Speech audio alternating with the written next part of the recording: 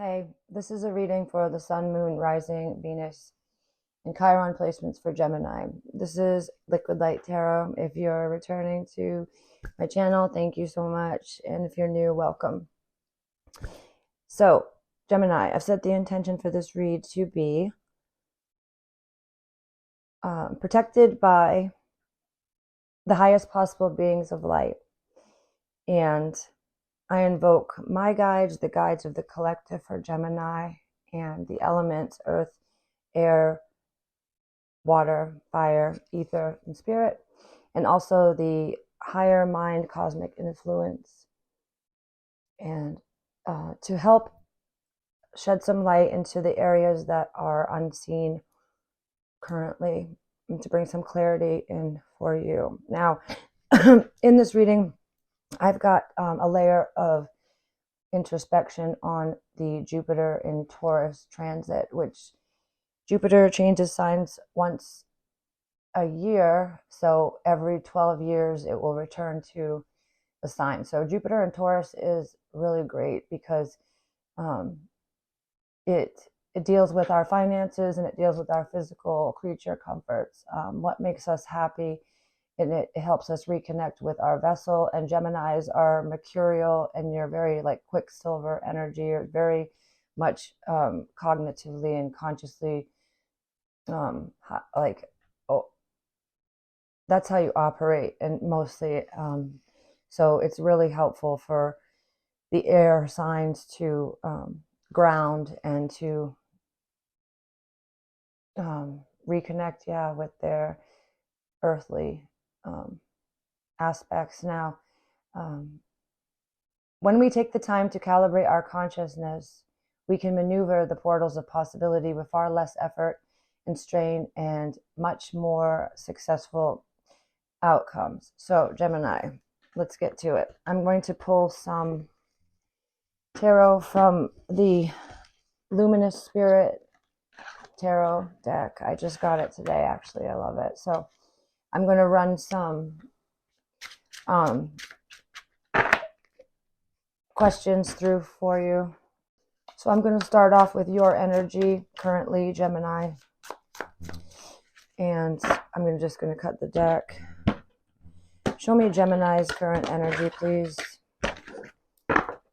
Show me Gemini's current energy, please. Thank you. Wow. Okay. The Fool. This is great. Okay, let me just get some more cards before I interpret. Show me the past, recent past for Gems, and the present moment for Gems. What's the present for Gemini currently? Spirit. Okay. Oh. And the near future for them. All right, so yeah, let me keep going for the near future for Gem. Oh, that was a lot of energy. May I get the near future energy? Thank you. Okay, so I also would like to get what's challenging Gemini. What's challenging for Gems during this time? What's their challenge? The most dominating challenge. That's too many. It's way too many. Yeah. Oh, man. Okay. Gemini's challenge. First of all, stubborn. Show me Gemini's challenge, please. The most dominant energy challenge for Gems. Too many cards keep coming out. I'm not taking them. I'm not taking 7 cards for your challenge. I'm going to just use a different deck real quick for your challenge, because that one's being stubborn. Show me the challenge for Gems for this time frame, please, for the Jupiter and Taurus transit. And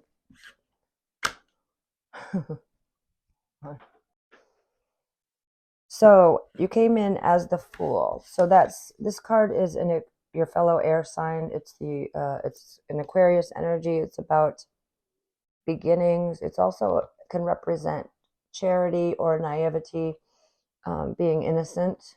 Okay, so this is your overall energy. And then in your recent past is the Six of Pentacles, and this represents sharing. It also represents charity and giving in an unequal fashion, meaning that what you give is more than what you get back. So the present moment is the Nine of Swords, and this is about anxiety, tension, trauma. So I think based on these cards that you were naive and shared some sort of resource, time, money, affection, emotions with somebody who wasn't an equal reciprocator to you. So you overgave to somebody who didn't return to you what you gave. It's almost, they took you for granted, or some kind of manipulative energy. Trauma could have, for some of you, it could have been a traumatic event because of your kindness and your innocence. In your upcoming future is the Scorpio death card, which is about release, then death, then rebirth. It's a cyclic energy, but it's also about letting go. And then what also came out was the Three of Cups in reverse, which there could be a temptation here for you to indulge in, like gossip, like talking about people behind their back, or that could be being done to you by this, whatever the other cards that I just spoke about represents for you. So you're being challenged here by the Hermit, okay? And this is a Virgo energy. The Hermit is about inner truth. It's about searching for truth, but not externally. It's about going within and connecting not to your mental capabilities, but to that quiet observer within that is most definitely what you really are at your core. It's the essence of every human. It's not our mental chatter. It's the quietness. That's where we hear the most. And honestly, it's hard to, it's ironic because it's not hearing anything, but you'll know. But you have to figure out a way to get here. And for some people, it can be meditation. For others, it can be dance. I don't know. For everybody, it's different, right? But this is your challenge. You need to somehow quiet your monkey mind. I call mine that, because it's just here, there, everywhere, and it's really loud. I have a Gemini ascendant, a Gemini rising, so I know I struggle with the constant mental chatter.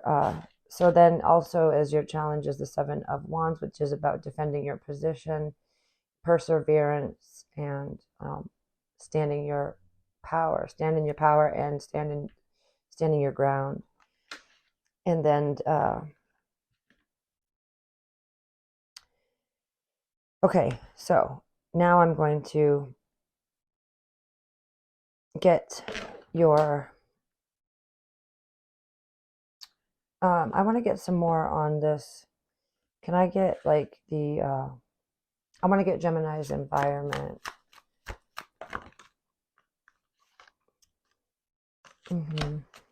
All right, and then may I get the fears of Gemini? Whoa. Okay, you're fearing that you're not up to the task. Like there's something here to question your endurance, because the Strength card came out, which is a Leo sign here. You're fearing that you're not going to have enough, whatever you name it, right? Fill in the blank, to finish something, to reach that goal. Wow.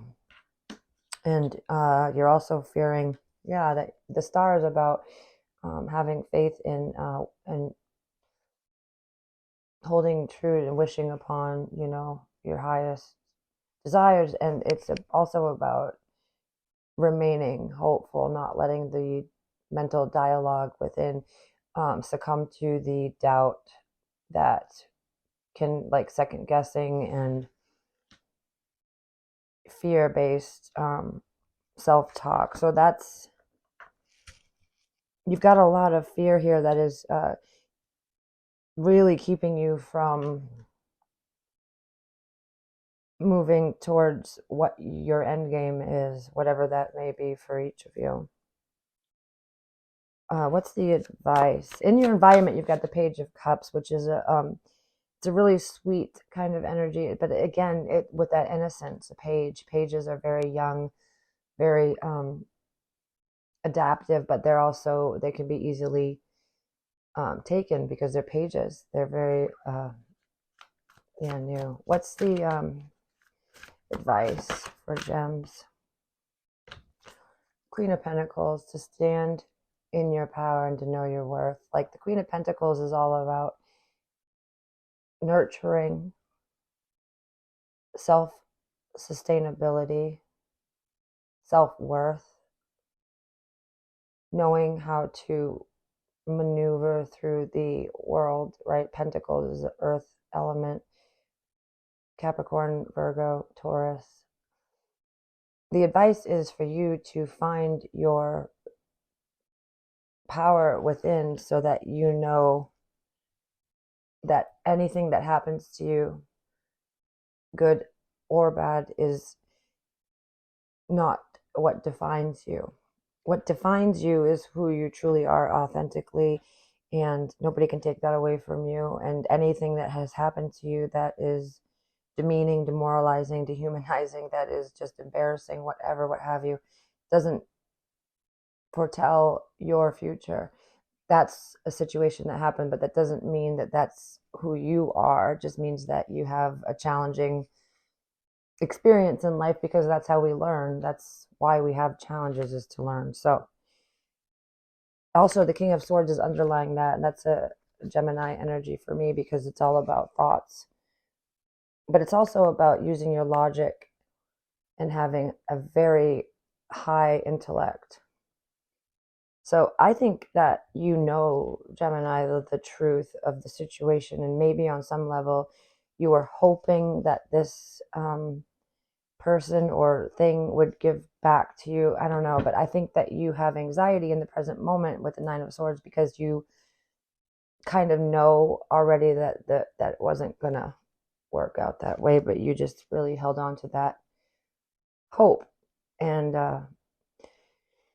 the advice here with the Queen of Pentacles is to see clearly what you're dealing with the reality. Don't turn a blind eye to hope. It's great to have hope, and I'm not saying that you shouldn't, but we also have to be real and keep the reality in check and know when to give and when not to, because if it takes away from your own quality of life, then you don't do it. And putting yourself first isn't selfish, it's a necessity. Show me some energies surrounding Geminis. And this could be an experience. It could be a metaphor for this Jupiter and Taurus transit. First card out is the Sun in Cancer energy with the card of resourcefulness. And that makes me think of the Six of Pentacles in your recent past. Like, you have a lot of resources at your disposal, and I think that you have a lot to give. And that can make you an easy target. Yeah, look at the Saturn in Aries, and look at the word risk. When I was just talking about an easy target, it's about, and the Moon in Cancer energy here with friendship. And this was Saturn in Aries. Yeah, hold on a moment. And then Saturn in Libra with devotion. So friendship and devotion. Let me keep going and get some more.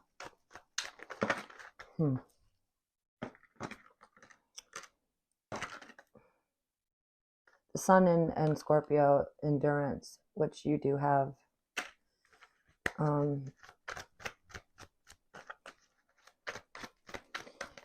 Okay, that's too many. Show me a couple more energies for Gemini at this time. Yeah, influence. Okay, so there's some influence here.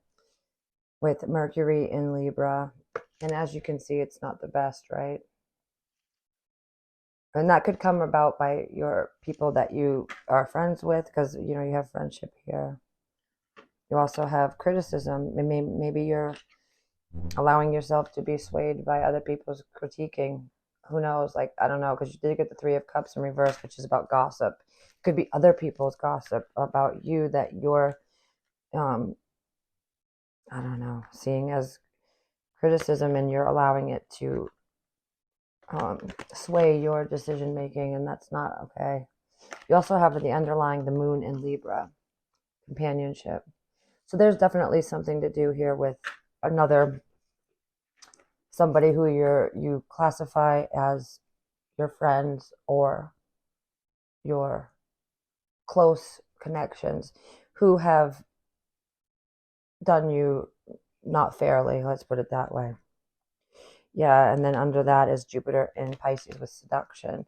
It's like about being like lured and not, because you have empathy, a lot of empathy for others. You are easily subdued, and you are very adaptable. I want you to know that, because your Geminis are like chameleons. You can just fold into any environment. You have a lot of great qualities. And then lastly, I'm going to do Mars in Gemini with decision. And we did just have, I think it was like 6 months of Mars in Gemini recently. It was like 2 to 3 months ago when it ended, but it was unusually long that Mars was in your sign of Gemini.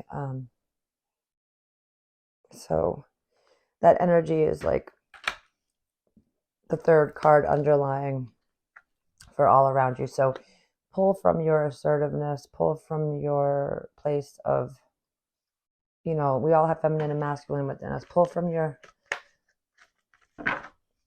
each side and bring about the part of you that is like, hell no, I'm not going to succumb to this kind of seductory that is illusionary and idealistic and not giving back to the equal amount that I'm giving, because it's taking from my quality of existing, and that's not something I'm going to continue to contribute to. So you've got to have that conversation with yourself, because it's important. So all right, so let me see for Gemini, what's the incoming energy for Gemini? Okay, show me some more on that. Incoming energies they should be aware of. Nice. So you've got the Eight of Pentacles, which is a beautiful, hardworking, diligent energy, Virgo. So there is a lot of hard work for you here, but it's going to have amazing results. If you do put in the effort, you'll get what your just desserts. Because if you put in the time and the effort, you will reap the reward here with the Empress, the Eight of Pentacles, and the Empress. So this is a Virgo energy, and this is like Taurus and Libra, Venetian. And this is another mercurial, because Virgo and Gemini are both ruled by Mercury. So find out what it is within you when you go inside and you connect with your higher self and you really know what it is you're after. Then let your outward decisions be in cohesive nature with that which you really are after. Don't allow yourself to be listening to the chatter of the people around you, because they're not you and they don't matter really. I mean, I know that's easier said than put into play, especially when you're like inundated with all these people, but I don't think that you realize that they fall away when it's your life. Like, it's just you in the driver's seat, nobody else is doing it. So when you are home at the end of the day or night, whatever, and it is just you and you're looking in the mirror by yourself, and like that time of your life is what you really need to focus on, is like, what do you want around you? And you can create a different atmosphere. You don't need to stay around these certain structures or people, like, you so seriously don't. They're just They're there now, but they don't need to be tomorrow. Like, you have power to change all of that. And if they're not in a satisfying way, then go somewhere different. Change your world. It's only a few different decisions away. I'm serious. And then you got fated meeting. So during this Jupiter and Taurus transit, you are going to have an encounter that's predetermined and meant to be. So that's pretty neat. And when it's fated, it's amazing. And then you've got truth, clarity. I like this for you. But there is a storm warning. So there is going to be some drama and upheavals, because for you to get out of these convention and structures that you're currently in that aren't doing you justice, you're going to need to use your intuition and just be prepared for a little bit of a rustle, brusque. But that's going to be okay, because after there will be harmony. You just gotta like let loose whatever you're in that's making you unhappy. Show me for Gemini. And Gemini, if you're not subscribed to this channel, please subscribe and like the video if it resonates for you, okay? I hope you have an amazing Jupiter and Taurus transit. Just stand up for yourself and connect to that part of you that knows you. And so, wow. See, this came out playing games. This is so the feeling I get about the people that you're dealing with, or the energy. It says this is a game to me. The way I'm acting, responding, or posting is to get your attention. Ugh, gross. Somebody is being fake and just manipulating you. And that was definitely confirmed with that card. I'm sorry. Use your intuition. You'll know. You'll know. Attention of others. Yeah, I'm addicted to the attention of others. I love feeling wanted and needed. I don't feel whole without it. So somebody is, yeah, they're zapping and leaking. I'm sorry, not leaking, sucking your energy because they want to feel some kind of way, and they can't get it without playing games and seeking the attention of others. And you, beautiful Gemini, are sweet, kind, and the ones that the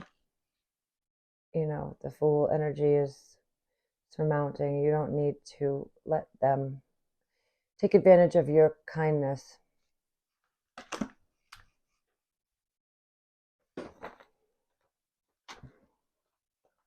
So this is the Oracle of Sexual Magic. I'm just going to see what cards come out for you. If this is pertaining to romance or not for you, these energies can still talk about that aspect of your life and see what comes out. Show me further, Geminis, please. Okay. Leaving. Yeah. And that is a Sun in Capricorn energy. So yeah, some of you are going to be leaving what we just discussed here.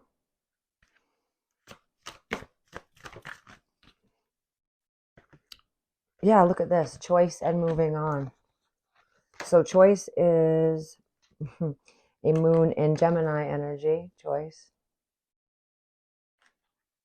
And then moving on is a moon in Virgo energy. And these two are both ruled by Mercury. And it's also the energies of the Magician, the Gemini and Virgo together. So you've got leaving, moving on, and choice. Wow. Yeah, and then underlying this is self-confidence, which is going to be up-leveled once you get rid of this manipulative beep. Lastly is the Sun in Virgo with confidence. So let me see. I just wanted to get a few of these island time wellness. Show me 4 Geminis for this reading, please. What's up? On the split is healthy choices. So you've just got to make some better choices for yourself. There's this saying, it's like our decisions is the ladder to the stars, or choices are man or woman's ladder to the stars. Basically what I'm saying is it's your choice. Every choice that you make dictates your tomorrows.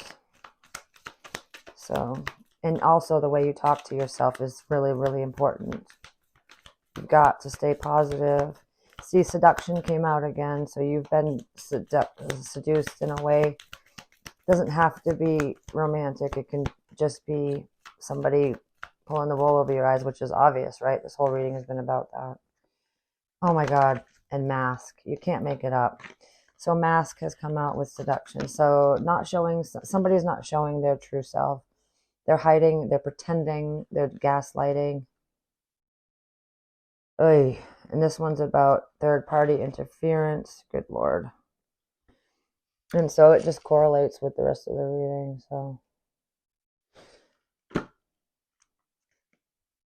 And so giving and receiving affection came out with kisses. It says unconditionally loving. So maybe you're giving that energy to somebody who isn't worthy of it. Think about it. And lastly, it's addiction with codependent, obsession, possession, controlling, has a block and restraint. Underlined by karmic relationship, which is fleeting, triggers, turmoil, resentment, lessons, letting go, and loving you. So I'd say that that's pretty spot on for the rest of this reading. And I think that you are, now that you're a little bit more aware of, or maybe this was a confirmation for you of something that you were thinking and not wanting to know or believe. And I'm sorry that it's going on, but the best thing to do is to become aware of it and stop it, not to stay in an illusion and to, keep lying to yourself. That's the wrong way to go about this. And just know that challenges happen to everybody. That's how we learn, and it's perfect. It's good. Take the lesson and leave the rest, and just go forward and don't think about it too much, because there's a whole beautiful life that you can live beyond this. So if this reading resonates, please like the video, gems, and I'm wishing you all the love.